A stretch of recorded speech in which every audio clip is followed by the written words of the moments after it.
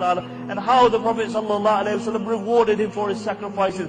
For on the final khutbah that the Prophet sallallahu alaihi wasallam gave, his final khutbah, he said, I am leaving this dunya and with Zubair I am happy. I am leaving this dunya and with Zubair ibn al-Awwam I am happy. One of the 10 who was guaranteed Jannah. And Asma radiallahu anha mentions that when I married Zubair, the only thing he had was a horse. That was the only possession that he had. You look at these people. They are people for whom Allah gives the guarantee. These were the people who were the best after the Anbiya alayhi salatu wasalam. And the only thing that he had was a horse. Because these people, their pockets may have been empty, but their hearts were full.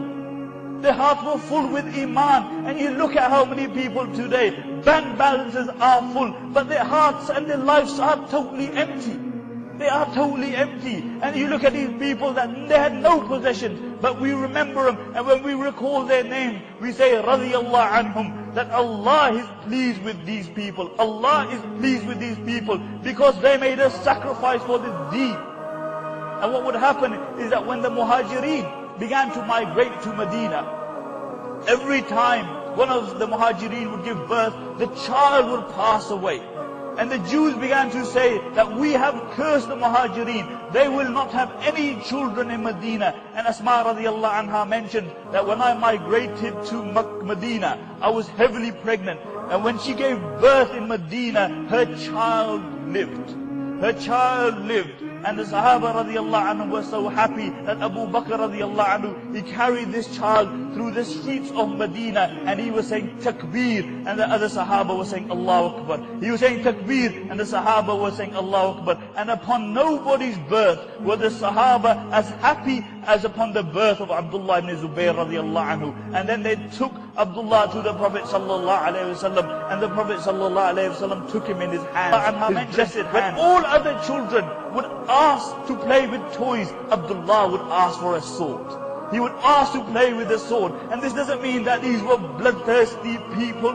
No, the only time they lifted their swords was to alleviate oppression and to restore injustice, to restore justice. This was the only time. If you look into their lives, these were humble people. They never professed to be Rambos or Terminators, nor did their weapons have upon them, born to kill.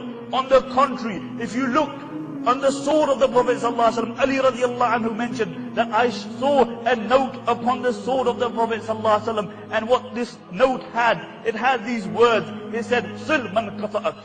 It said, create ties with those who break ties with. وَقُلِ الْحَقِّ وَلَوْ عَلَى أَنفُسِكَ. And speak the truth, even if it goes against yourself. وَأَحْسِنْ إِلَى مَنْ أَسَاءَ عَلَيْكَ. And be good to those who are bad to you. This was the teaching that these people were brought up on. They were brought up on truth. Their weapons didn't have born to kill. They didn't profess to be Rambos or Terminators. The only time they lifted their swords was for the sake of the truth. And this is why the Sahaba radiallahu anhum mentioned that there were 3 things regarding Abdullah ibn Zubair that nobody contested.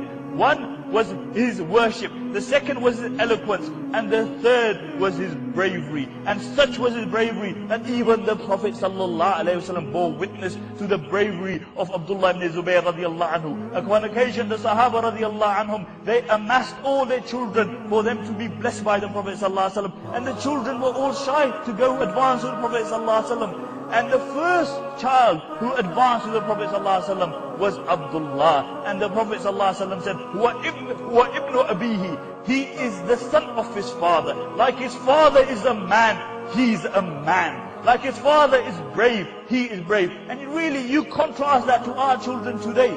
You contrast that to our children today. They're scared of everything. They're scared of their own shadows. Because this is what the parents instill in them. When they can't look after their children, what do?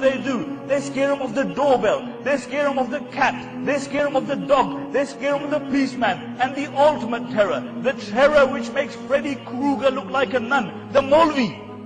Scare them of the Molvi. Upon occasion I was walking down Birmingham and there's a woman who couldn't look after a child. And she said, behave yourself, otherwise I'll tell Molvi Saab. And the child froze. Because this is what you instill in your children.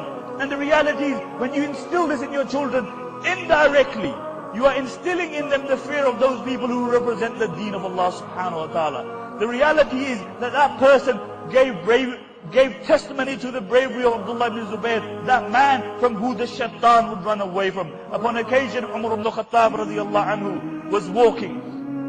And Umar ibn Khattab radiyallahu anhu was walking through the streets of Medina. And he saw a group of children playing. And who was Umar? Umar radiyallahu anhu was that person regarding who the Prophet sallallahu alaihi wasallam said, if Umar walks down one path, shaitan scarpers from that path.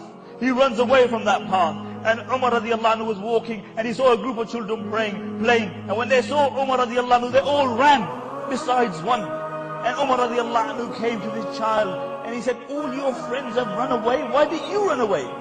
And he said, because I have done nothing wrong that I should run away. And nor is the path so narrow that you can't get past.